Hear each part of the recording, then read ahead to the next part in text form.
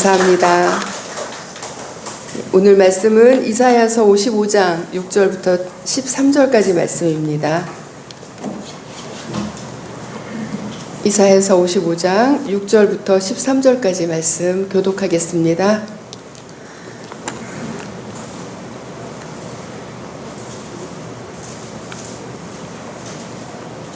너희는 만날 수 있을 때에 주님을 찾아라. 너희는 가까이 계실 때에 주님을 불러라.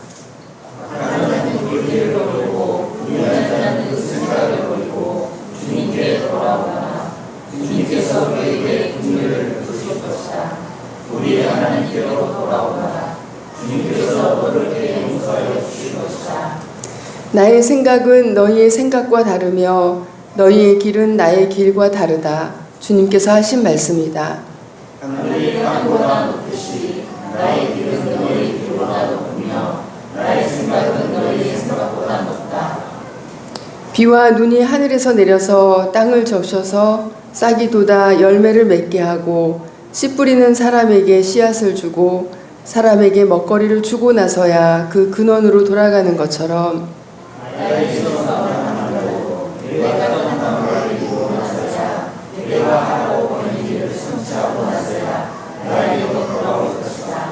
참으로 너희는 기뻐하면서 바벨론을 떠날 것이며 평안히 인도받아 나아올 것이다. 산과 언덕이 너희 앞에서 소리 높여 노래하며 들의 모든 나무가 손뼉을 칠 것이다. 가시나무가 자라던 곳에는 잣나무가 자랄 것이며 찔레나무가 자라던 곳에는 화석류가 자랄 것이다. 이것은 영원토록 남아있어서 주님께서 하신 일을 증언할 것이다. 아멘.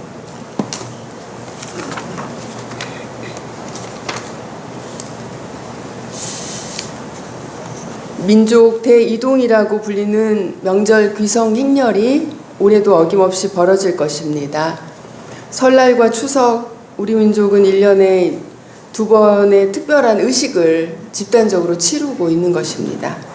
농업사회에서 산업사회로 변한 이후의 귀성 행렬은 매년 진풍경을 이루고 있죠.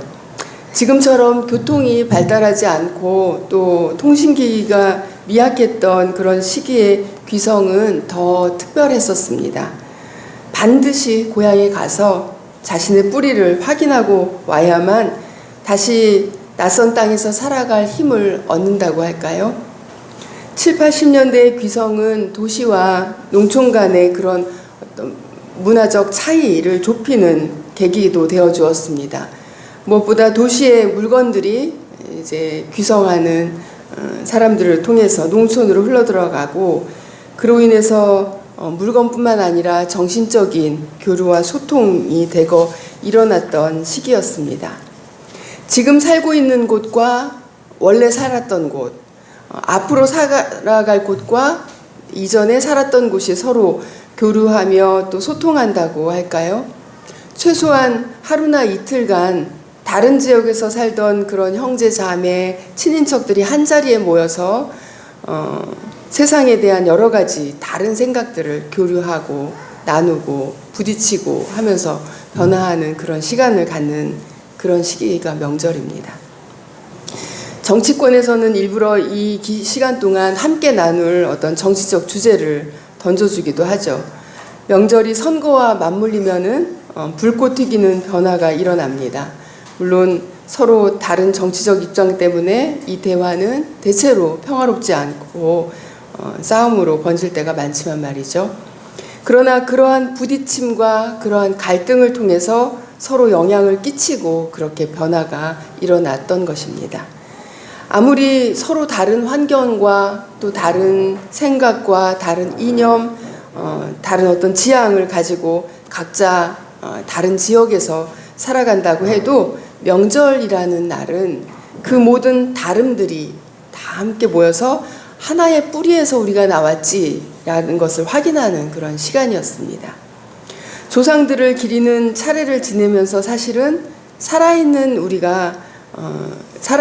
우리들 간의 어떤 화평과 미래의 복을 기원했기 때문입니다. 명절을 통한 여러 행사들은 자신의 과거이자 미래와 연결된다는 것을 의미합니다. 우리는 먼저 가신 이들로 인해서 오늘 여기에 우리가 있고, 또한 그것은 머지않은 미래에 살아있는 사람인 바로 우리 자신이 맞이할 현실이기도 합니다. 이 세상을 계속해서 살아가는 후손들은 먼저 근원으로 조상들에게로 돌아가신 이들을 기리면서 자기 자신의 근원을 생각하고 또 미래를 생각하는 시간을 갖게 되는 것입니다. 여러모로 명절은 자기 자신에게 집중 또는 자기 자신에게 집착되어 있던 그런 어떤 의식을 확장시키고 자신의 참 존재에 대해서 다른 측면에서 다시 돌아보는 그런 기회가 되어줍니다. 지난주에 안타까운 두 개의 부고를 들었습니다. 하나는 갑작스러운 사고로 돌아가신 어떤 여전도사님의 남편 상이었고, 또 하나는 인도네시아에서 선교하던 젊은 후배 목사님의 부고였습니다. 갑작스런 그런 사고와 또 병마 그리고 죽음은 마지막 인사도 나눌 새 없이 그렇게 찾아왔기 때문에 안타깝고, 더욱이 그 고인들이 죽음을 맞이한 나이가 젊어서 더욱 또 안타깝게 생각하게 만들었습니다. 그런데 우리는 이렇게 어제까지 따뜻한 체온을 나누던 사람이 차갑게 육신으로만 남겨진 그런 현실을 세상을 살면서 사실 수없이 경험합니다. 수없이 경험함에도 불구하고 그 순간은 참 늘 낯설고 받아들이기가 어렵고 또 한없이 슬프죠. 그러면서 죽음은 그런 식으로 끊임없이 우리에게 알려줍니다. 나는 늘 너와 함께 또 너의 가까이 있다고 말이죠. 죽음이라는 것이 사실은 우리의 일상에 늘 그렇게 가까이 있다는 것을 연거푸 경험하면서 그러면서 우리는 영원한 본향을 생각합니다. 우리는 돌아갈 곳이 있는 사람들이라고 고백하는 사람들이죠. 소망 없이 살아가는 사람들이 아닌 것입니다. 그것을 알고 살아간다면 이 세상의 삶이 조금은 더 가볍고 또 감사하며 또 자유롭지 않을까요? 노자는 우리가 근원으로 돌아간다는 것을 아는 것을 환한 정신, 한자로 명이라고 칭했습니다. 언제든 돌아갈 어머니가 계신 고향이 있는 사람들처럼 말이죠. 그러나 짧은 명절 휴가를 이렇게 마치고 나면 우리는 다시금 언제 그랬냐는 듯 바쁜 일상으로 돌아갑니다. 금세 모든 것을 잊고 삶과 현실에 다시 집착하게 되죠. 그러므로 이 시간 우리는 그동안 내가 집중하고 집착했던 그런 나로부터 그리고 이 세상으로부터 그리고 우리에게 주어진 삶의 시간에서 조금은 떨어져서 모든 것을 바라보는 시간으로서 이 명절을 맞이하셨으면 좋겠습니다. 옛말에 말은 제주도로 사람은 서울로 라는 말이 있습니다. 사람을 서울로 보낸다라는 것은 단지 이제 출세하기 위해서 또는 돈을 많이 벌게 하기 위해서가 아니라 서울이 사람다워지는 길이 바로 거기에 있기 때문입니다. 그러나 도시에서는 도전과 성장의 열매를 맛보기 위해서 그만큼 실패와 좌절과 갈등과 또 경쟁의 시간을 버텨내야만 합니다. 포기와 절망이 늘 따라다니고 때로는 그것들에 삼킴당하기도 하죠. 쉼없는 일상, 또 쉼을 빼앗고 들판의 말들처럼 더욱 빨리 달리라는 채찍이 우리 삶에 가해지기도 합니다. 이렇게 살다가는 죽음 앞에 서는 것이 아닌가, 언제 갑자기 죽음으로 넘어가는 것이 아닌가. 어쩌면 도시에서 살아가는 현대인들은 그것을 본능적으로 아는 것 같습니다. 그래서 오늘 도시에서 살아가는 사람들은 주말마다 도시를 떠나서 캠핑을 가거나 또는 시골에 세컨하우스를 마련하거나 또는 아예 정기적으로 그런 복잡한 자기 삶의 자리를 아예 떠나서 먼 여행을 떠나기도 하는 것입니다. 그러므로 명절에 온 국민이 이런 민족 대이동을 벌이는 것은 어쩌면 살기 위한 몸부림이 아닐까 생각이 들기도 합니다. 시편 137편은 바벨론으로 사로잡혀간 유대인들의 망향가입니다. 포로로 끌려온 이들은 종종 그 바벨론의 강가에 나가서 그 강 저 건너편 몇 날 며칠을 사로잡혀서 걸어왔던 그 길 너머에 두고 온 고향을 그리워했습니다.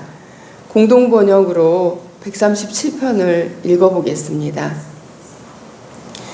바벨론 기슭 거기에 앉아 시온을 생각하며 눈물 흘렸다. 그 언덕 버드나무 가지 위에 우리의 수금 걸어놓고서 우리를 잡아온 그 사람들이 그곳에서 노래하라 청하였지만 우리를 끌어온 그 사람들이 기뻐하라고 졸라대면서 한가락 시온 노래를 불러라고 하였지만 우리 어찌 남의 나라 낯선 땅에서 야훼의 노래를 부르랴. 예루살렘아, 내가 너를 잊는다면 내 오른손이 말라버릴 것이다. 내 생각, 내 기억에서 잊혀진다면, 내 만일 너보다 더 좋아하는 다른 것이 있다면 내 혀가 입천장에 붙을 것이다. 야훼여, 잊지 마소서. 예루살렘이 떨어지던 날 에돔 사람들이 뇌까리던 말, 쳐부숴라. 바닥이 드러나게 헐어버려라. 파괴자 바벨론아, 내가 우리에게 입힌 해악을 그대로 갚아주는 사람에게 행운이 있을지라. 내 어린 것들을 잡아다가 바위에 메어치는 사람에게 행운이 있을지라. 자신들을 끌고 온 바벨론 사람들이 야훼의 노래를 불러라라고 명령했을 때 그들은 심한 모욕을 느꼈습니다. 그 수모를 잊지 않겠다는 굳은 다짐을 동족끼리 되새기면서 고향을 그리는 시간을 그들은 이겨냅니다. 마지막 구절을 보면 원수에 대한 분노와 저주가 너무 좀 심한 것이 아닌가 싶을 만큼 거칠게 들려오지만 그것이 나라를 잃고 또 포로로 끌려오는 길에 가족을 잃고 아무런 희망도 없이 이국 땅에서 살아가야 했던, 거기서 살아나야 했던 유대인들이 그나마 버틸 수 있게 했던 그런 힘이 되었습니다. 그들에게 닥친 고난과 역경과 실패와 파괴의 시간이 그 어느 시간보다도 더 뜻깊고 가치 있는 중요한 시간이 되어준 것은 그 기간 동안 그들 마음속에 고향이 살아있었기 때문입니다. 희망과 믿음이 그들을 떠나지 않았기 때문입니다. 오늘날 온갖 경쟁과 갈등과 위험 속에서 살아가야 하는 이들에게 도시라고 하는 것은 또다시 바벨론일지도 모르겠습니다. 오늘 바벨론 시대를 살아가는 우리에게 그래서 고향은 무엇일까요? 어디가 고향이며 희망의 장소이며 돌아갈 곳일까요? 오늘 본문은 제2 이사야의 마지막 장입니다. 이사야서는 총 66장으로 쓰여진 아주 장대한 예언서인데 그 가운데 제2 이사야에 속하는 장은 40장부터 55장입니다. 제2 이사야는 이제 곧 고향으로 돌아간다. 바벨론 포로에서 이제 집으로 돌아간다. 그런 희망을 예언했던 사람입니다. 그는 북방의 신흥 제국들을 하나씩 이제 무너뜨리면서 내려오고 있는, 그래서 마침내 바벨론을 멸망시키고 그렇게 달려오고 있는 새로운 강자 페르시아의 고레스를 그의 등장을 메시아의 등장이라고 해석합니다. 이러한 생각은 매우 파격적이고 도전적인 생각입니다. 이방인이 메시아라고 고백하는 것이니까요. 오늘은 이 말이 사실이어서 우리는 그를 고레스를 이스라엘 사람들이 메시아라고 고백할 만하다라고 받아들이지만 당시에 제2이사야가 고레스를 두고 메시아라고 했을 때 동족들로부터 사람들로부터 얼마나 손가락질을 받고 비난을 받고 공격을 받았겠습니까? 거기다가 고레스는 바벨론 제국을 잇는 또 다른 제국의 왕이었습니다. 고레스가 아무리 소수민족들에 대한 어떤 포용적인 정책을 펼쳐서 바벨론 왕보다는 좀 순한 왕이었다고 해도 그 역시 제국의 통치자였습니다. 그런 그를 두고 하나님의 종이라고 부르며 심지어 이스라엘 민족이 그토록 오랫동안 기다려온 구원자 메시아라고 하니 그 자체로 도발적이었습니다. 그러나 성서는 이런 제2이사야의 이러한 사상을 수용합니다. 바벨론 포로의 시간은 폐쇄성의 상징인 유일신 신앙을 확립하기도 했지만 그 유일신을 보편적인 신으로 확대시킨 그런 신이기도 했던 것입니다. 그런 시기이기도 했던 것입니다. 아이러니하죠. 유일신이라는 것과 보편적 신이 한 분을 가리킨다는 것입니다. 단지 자기 민족을 구원할 그런 우리 민족만의 구원자가 아니라 온 세상, 온 만물, 심지어 적국마저도 다 포함하여 그 모든 것들의 구원자이자 창조자로서 새로이 하나님을 인식하게 되었던 것입니다. 그리하여 제2이사야 또는 그의 그룹이 이른 그 한 결론은 야훼 하나님이 이제 더 이상 이스라엘만의 하나님이 아니게 되었던 것입니다. 팔레스타인 땅 예루살렘 성이 있던 그 작은 나라, 그 땅을 고소하던 그런 유대 민족이 강제로 고향을 떠나서 이방인의 땅 바벨론에서 살아가는 동안에 그들의 삶의 방식뿐만 아니라 그들의 어떤 세계에 대한 의식도, 인식도 확대되었던 것입니다. 마치 고향을 떠나서 모든 문명이 모여드는 어떤 도시, 그러나 그 도시에서 살아가면서 온갖 갈등과 실패와 어려움을 감수해야 했던, 그렇지만 그러는 과정을 통해서 확장되고 성장했던 현대인들이 더욱 크고 넓은 하나님의 뜻을 경험하는 것과 같은 것입니다. 이스라엘은 이방 땅에서 이방 민족과 더불어 살아가면서 서로 교류하는 가운데서 다양성을 경험으로 소유하게 되었고 포용적이 되었으며 자신의 존재의식과 하나님에 대한 의식도 그렇게 확장시켰던 것입니다. 크고 넓으신 모든 민족의 모든 피조물의 하나님이라고 인식하게 되었던 것입니다. 이방인의 왕 고레스가 유대인의 메시아가 될 수 있었던 것, 유일신 신앙을 확립하면서 동시에 그 유일신앙이 편협하고 폐쇄적인 민족신이 아니라 보편적 신으로 확장될 수 있었던 것의 그 배경에는 그들의 비참하고 불행했던 포로의 시간이 있었습니다. 자기의 한계를 벗어나 자기들만 아니라 자신들과 똑같이 고난 가운데서 살아가는 다른 약소한 민족들, 이민족들을 보게 되었던 것입니다. 고난과 아픔을 겪으면서 어떤 사람은 더욱 편협해지고 폐쇄적이 되고 또는 자신만이 어떤 특별한 경험을 했다라는 생각에 사로잡힐 수도 있습니다. 그러나 반대로 고난 가운데서 나와 같이 다른 사람들도 비슷한 아픔과 슬픔과 괴로움을 겪고 또 이겨내고 있다는 것을 새삼스럽게 발견하기도 합니다. 이스라엘은 다행히도 이 바벨론 포로기를 거치면서 그 의식을 확장시켰습니다. 연민과 또 연대의식은 자기 확대로 나아가게 만듭니다. 반면 특권층이 되려고 하고 스스로를 유일한 존재로 인식할 때, 자신만 특별한 존재로 인식할 때 사실 그가 이르는 결국은 고립일 뿐입니다. 희망의 노래는 야훼께 돌아오라는 외침으로 마무리되고 있습니다. 아무리 새로운 경험이 펼쳐지며 모든 한계와 어려움을 극복해 나간다고 해도 바벨론은 그들이 살아갈 곳이 아니라는 것입니다. 그곳은 착취와 경쟁과 살인의 장소입니다. 그러나 그곳을 떠나지 못하는 건 역시 연약한 존재들의 한계였습니다. 실제로 포로 귀환이 이루어졌을 때 귀환을 포기한 사람들이 귀환을 선택한 사람들보다 더 많았습니다. 서울을 떠나지 못하는 오늘날 대한민국과 같습니다.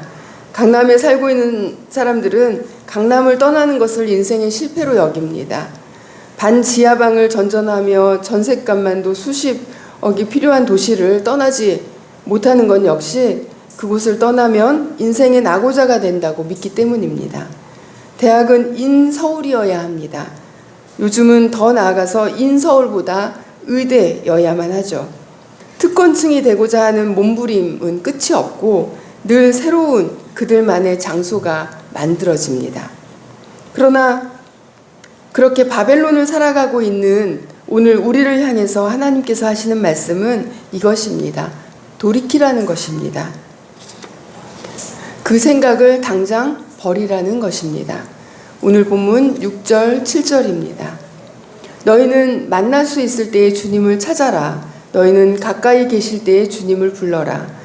악한 자는 그 길을 버리고 불의한 자는 그 생각을 버리고 주님께 돌아오너라. 주님께서 그에게 긍휼을 베푸실 것이다. 우리의 하나님께로 돌아오너라. 주님께서 너그럽게 용서하여 주실 것이다. 마지막 구절에 주님께서 너그럽게 용서하여 주실 것이다. 이 구절, 이 내용 안에는 주님의 용서가 계속해서 늘어난다, 계속해서 만들어진다라는 의미가 들어있습니다. 그러니까 그 용서가 한이 없다, 이런 뜻이 되겠죠. 지금 바벨론에서 포로로 살아가는 것은 이스라엘은 하나님의 심판이라고 그렇게 믿었습니다. 그러나 제2 이사야는 그 하나님의 한없는 용서를 가지고 그들을 기다리고 있다는 희망을 그들에게 지금 선포해주고 있는 것입니다. 하나님으로부터 멀어져서 도무지 고향으로 돌아갈 길을 잃었다고 믿고 체념하고 살아가는 그들에게 지금 바로 돌이키는 방법을 일러주는 것입니다. 그러나 이스라엘은 단숨에 그 말을 믿지도 못하고 알아듣지도 못하죠. 그리하여 예언자는 하나님의 사랑과 계획과 길이 어떻게 그들과 다른지를 비유를 통해서 말해주고 있습니다. 9절에서 11절입니다. 하늘이 땅보다 높듯이 나의 길은 너희의 길보다 높으며 나의 생각은 너희의 생각보다 높다. 비와 눈이 하늘에서 내려서 땅을 적셔서 싹이 돋아 열매를 맺게 하고 씨 뿌리는 사람에게 씨앗을 주고 사람에게 먹거리를 주고 나서야 그 근원으로 돌아가는 것처럼 나의 입에서 나가는 말도 내가 뜻하는 바를 이루고 나서야 내가 하라고 보낸 모든 일을 성취하고 나서야 나에게로 돌아올 것이다. 하늘에서 내려오는 눈과 비는 다시 하늘로 돌아가지 않고 땅을 적셔서 반드시 열매를 맺고 씨까지 남겨주고 먹거리를 주고 나서야 그 원래 자리로 돌아가는데 하나님의 약속과 계획도 그러하다라는 것입니다. 반드시 그 뜻하는 바를 이루고 나서야 돌아갈 것이다 라는 것입니다. 그러나 이에 반해서 인간의 생각은 변화무쌍하고 늘 쉽게 변해버리며 쉽게 포기의 길로 갑니다. 하나님의 생각과 길은 우리의 생각과 또 길과 다르다는 것을 인정하는 것만으로도 우리는 믿음의 길을 갈 수 있습니다. 우리가 무언가 해내려고 하는 생각을 포기할 수 있는 것은 그것을 참으로 이루는 분께 맡길 때 가능하기 때문입니다. 하나님께 맡깁니다. 이 한마디만으로도 우리는 엄청난 힘을 가지게 됩니다. 제2사야가 우리에게 가르쳐주는 방법 하나가 너의 생각을 버려라입니다.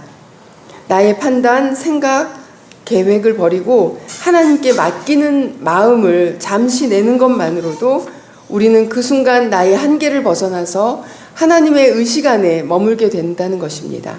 희망의 세계와 연결되는 것입니다. 그래서 기도를 어떻게 해야 될지 모를 때는 그저 하나님께 맡깁니다. 이 한마디로도 충분합니다. 그것은 마치 1년에 단 한 번 향하는 것만으로도 숱한 고뇌와 복잡함이 씻겨져 내려가는 고향, 어머니의 품 같은 것입니다. 고향은 나를 한없이 용납하기 위해서 품을 열고 기다리고 있습니다. 고향은 한없는 용납의 장소입니다. 그리고 하나님의 백성에게 하나님은 한없는 용서로 사랑을 주시는 분입니다. 나 돌아갈래, 이 한마디, 이 한 대사를 명대사로 남긴 영화 박하사탕의 포스터입니다. 모든 것을 잃고 삶의 막장에 도달한 주인공이 20년 전 첫사랑을 만났던 그 장소, 그의 영혼의 출발점 같은 그곳에 와서 다시 그 순수했던 그때로 돌아가겠다고 절규합니다. 그리고 그 순간 시간은 거꾸로 흘러서 그를 과거의 시간 속으로 데려다 놓습니다. 과거의 그 시간들로 돌아가면 그는 과연 다른 선택을 할 수 있을까요? 과거로 흐를 수 없는 시간을 살아가는 오늘 우리는 가끔 이 영화의 이 장면을 떠올리면서 지금 나는 잘 가고 있는가, 잘못된 방향으로 달려가고 있지는 않은가를 묻곤 합니다. 그런데 어느새 이 영화가 나온 지도 벌써 24년의 시간이 흘렀습니다. 제2이사야는 다시 창조의 숨을 불어넣습니다. 희망의 약속이 이 백성을 다시 일으켜 세우며 돌이켜 세우기를 소망했습니다. 오늘 도시로 도시 중에서도 중심으로 꼭대기로 향하는 우리의 모습은 마치 바벨론 도성의 호로민들과 같습니다. 하나님의 심판의 장소라고 생각하면서도 그곳을 떠나지 않고 그냥 살아오던 대로 살기로 하는 것입니다. 그런 그들을 향해서 예언자는 소리칩니다. 야훼께로 돌아오라. 우리 하나님께로 돌아오라. 우리는 예언자의 이 외침을 듣고 있을까요? 야훼께로 돌아오라는, 우리 하나님에게로 돌아오라는 마음속의 울림에 여러분 귀를 기울이고 있습니까? 오늘날 우리는 야훼께로 돌아오라는 말씀을 저마다의 삶의 자리에서 다르게 들을 수 있습니다. 그것은 바빌론을 떠나서 유다로, 도시를 떠나서 고향으로, 이곳을 떠나 저곳으로 가라는 그런 장소의 이동을 의미하는 것이 아닙니다. 우리가 이 세상을 살면서 중요한 것, 중심에 두고 있는 그 가치를 떠나서 하나님께로 돌이키라라는 의미입니다. 고향은 어떤 지리적 장소가 아니라 어머니가 있는 곳입니다.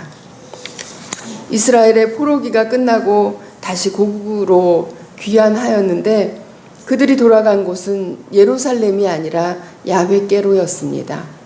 야훼는 근원이며 자기 자신을 의미합니다. 우리가 돌아갈 곳은 사랑이 가득한 곳, 무한한 용납이 있는 곳입니다. 그곳에서 야훼의 언약은 영원히 끊어지지 않는 것입니다. 하나님의 약속을 믿고 그곳에 희망을 두어야 그 약속은 성취되는 것입니다. 이제 며칠간의 명절 휴가가 끝나고 나면 다시금 살던 장소로 돌아갑니다. 대부분은 고향이 아닌 타지이며 도시입니다. 그곳에서 다시금 바삐 살아갑니다. 경쟁과 도전과 시도와 실패를 반복하면서 그 과정에서 성장과 성취를 이루어가면서 말입니다. 그러나 고향과 부모님 그리고 사랑하는 사람들로부터 받은 무한한 그 사랑과 용납의 힘을 가지고 돌아갔을 테니 얼마든지 삶의 고비들을 넘어설 것이고 위기들을 이겨낼 것입니다.